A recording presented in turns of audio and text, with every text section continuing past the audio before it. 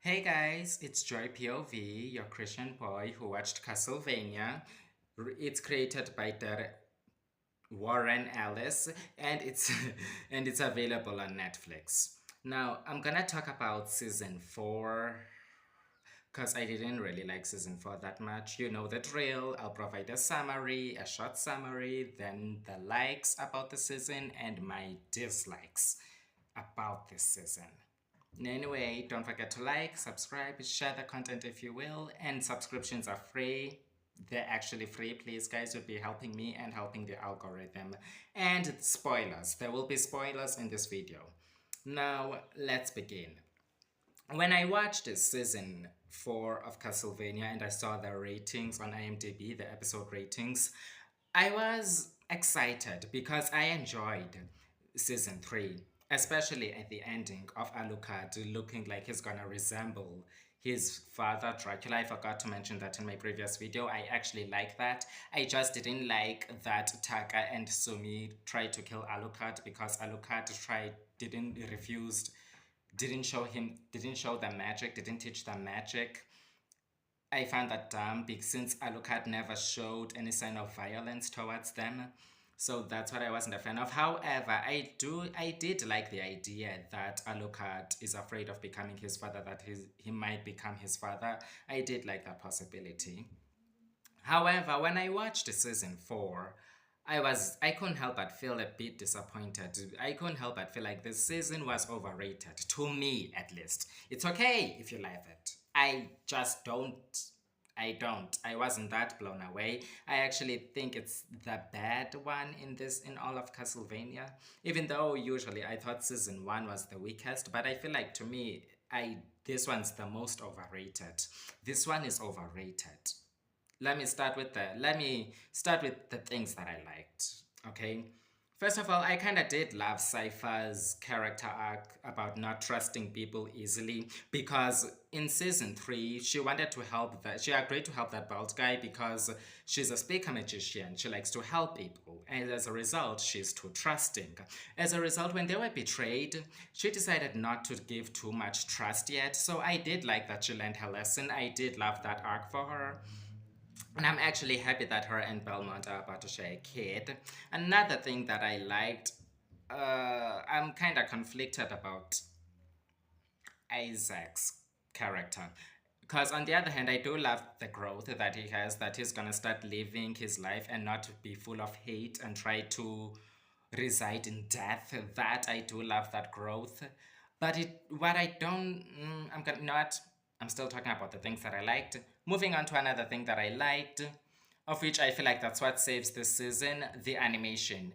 As always, spectacular, breathtaking, especially in the action sequences. Talking about another thing that I love, the action sequences. The action sequences of Castlevania, I'm not gonna lie, they never disappoint to amaze me. Even though this season is my least favorite season, but the action sequences are fantastic. Alucard's action choreography, fight choreography, top tier. Every time he was doing fight choreography, I couldn't help but be blown away. Regardless of my feelings of this season, I couldn't help but be blown away by Alucard's fight sequences. And the penultimate episode, Trevor versus Death. That might be my number one fight scene of all of Castlevania. That fight was hype. That fight was hype. That might have been my favorite fight in all of Castlevania. The animation, the fight choreography, the stakes were actually felt. Of which, speaking of Trevor, I saw a lot of complaints on IMDb, people saying he has a lot of plot armor, of which I disagree. I actually disagree a lot. I disagree a lot. In this season, my man got his ass whooped. He got his ass whooped by that Russian vampire. He got his ass whooped by death. And he got his ass whooped by a few night critters. His plot armor is bearable. I liked Trevor's fight sequences, and I don't think his plot armor is annoying, to me at least. Okay, I'm done being nice to season 4. Those are the things I liked about season 4. Now I'm done. I'm done being nice to season 4. Let's talk about why I didn't like this season. Bloodlines were dropped. Bloodlines that were developed from the previous seasons were just dropped. I hate the new conflict that we must bring Dracula back, of which that should have died in season 3. Because part of me of loving season 3 is that season 3 told a self-contained story. It was a self-contained story, one of the reasons why I love season 3 and why I find it overhated. Season 3 is overhated. Hence, I love season 3. That plotline should have died, and Saint Germain's storyline should have died in season 3. The conflict of this season should have been what was being set up. Humans being harvested. Vampire sisters having influence in the vampire world. In the vampire world, where they will see where they will be interested in their vision of harvesting humans. And you get before you rip me apart in the comment section telling me, oh, I'm mad because a woman didn't take a focus in this season, didn't take center stage. No, I'm not afraid. I'm not mad. I am mad that Camilla was wasted, but here's the thing. Camilla wasn't the only vampire that was concerned about the livelihood of humans being purged by Dracula.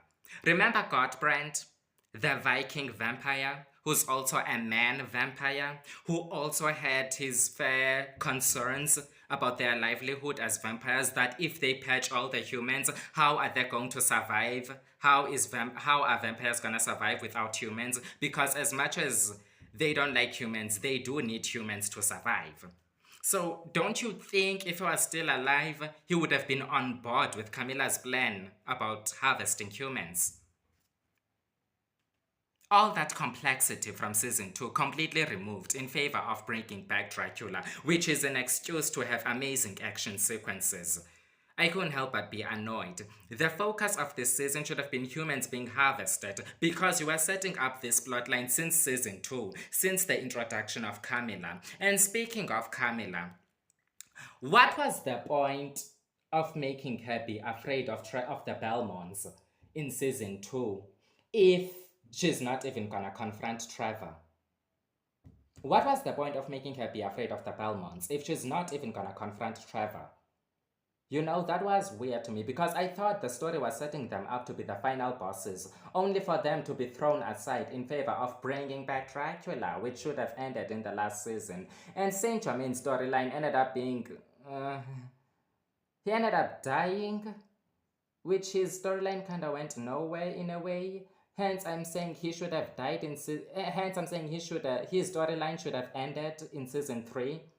They shouldn't have decided to pull in a new plot line. They should have focused on harvesting humans. And then the powerful exchange rate, instead of being gold, it should have been information about killing vampires on the human side. And then on the vampire side, the powerful exchange rate should have been human blood, or humans themselves being enslaved. And then Trevor and Cypher are gonna focus on liberating humans from vampire harvest, from being harvested by vampires. And then another thing, and then I'm gonna talk about another thing that I didn't like this season. As much as I love Isaac, I don't like his plot armor. A lot of people say Trevor has too much plot armor. I disagree. Isaac has too much plot armor. I did not like the plot armor of Isaac at all. I hate that he single-handedly defeated Camilla's minions and even defeated Camilla. No. What I would have done, I would have made Isaac march at Camilla's castle, then be confronted by Striker, where he tries to fight Striker along with his night critters, but fails. Instead, ends up being critically injured. And also, make him team up with Alucard.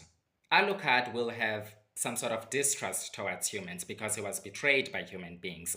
And especially Isaac, who used to serve his father. But Isaac will plead to Alucard about saving Hector and saving humans, which will confuse Alucard on why is this human who hated human beings wants to save humans, which will pique his interest. You know, maybe because of that, keep him alive, but imprison him, keep him his prisoner. Therefore, him and Isaac will share a goal, which is stopping the vampire harvesting humans, and then all of them will have the same goal. I mean, imagine Isaac and Cypher debating about what type of magic they're using, about their magical ideologies. Imagine that potential of Cypher not liking Isaac first because he's a forge master and their night creatures have been terrorizing them in season 2. Imagine that wasted potential, only for Cypher and Isaac to slowly accept each other while also maintaining their boundaries. Imagine that potential that was wasted. And also, Hector being able to plot behind the vampire sisters while wearing that ring was kind of a plot hole. Because, correct me if I'm wrong, but didn't that ring said that it will make Hector only loyal to the vampire sisters, and should he try to act against them, it will kill him? Plot hole. Plot hole. Because in season 3, they said that ring will try to kill him if he ever tries to conspire against them. Because it will make them loyal to him, to them. You know? And then, which will lead to something that I hate. I almost forgot. I hate this. Lenore and Hector. I hate that ship. I hate that ship. I really hate that ship. I hate that ship because it's romanticizing abuse. I'm sorry, am I supposed to forget that Lenore literally entrapped Trevor during intercourse and enslaved him, only for them to be this hateful lovey-dovey at the same time? No, no, no. In my version, after, let's say, in the final climax, when they rescue Hector and defeat the vampire sisters, I would make Hector stake Lenore in the heart. In my version, I would make Hector stake Lenore in the heart. In my version, when they finally rescue him. And Hector being able to cut off his finger is another plot hole, because again, it said it will kill him if he ever tries to conspire against them, only for that rule to be broken. Why? The vampire sisters were so wasted. Camilla was such a wasted villain because the plot threads of harvesting humans, including God's brand concern about humans being purged, that entire plot thread was completely abandoned because Godbrand would have been interested in harvesting humans as well, but that plot thread was abandoned in favor of bringing Dracula back. And speaking of Dracula back, after they brought him back, he just lived on Earth with his wife, of which he was already doing that in hell. Which makes me question, what was the point of even bringing him back then? What was the point of bringing Dracula back? Because he's doing the exact same thing he did in hell, living with his wife. And then they decide they're gonna leave Alucard alone to give him closure, which is nice, I guess, but still, Dracula now just feels like fan service. They should have just let him die in season 2, and then focus on the harvesting of humans, and then have more episodes beyond 10. Maybe have 15 episodes at least in this season. Anyway, that's my viewpoint on season 4 of Castlevania. I didn't like it compared to the rest of the series. I still like this series, I guess, but I feel like season 4 kind of ruined the series for me. I was enjoying season 1, 2, 3, especially season 3. But season 4 completely abandoned the plot lines that were set up. As a result, at this point, it was just a fight pornography story. It was just fight porn with a bit of fan service with Dracula. So there. Anyway, that's my view. If you liked, don't forget again to like, subscribe, leave a like if you will, share my video. Subscriptions are free.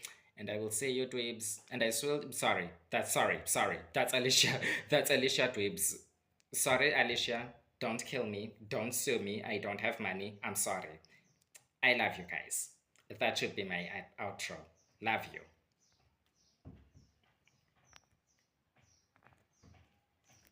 Sorry.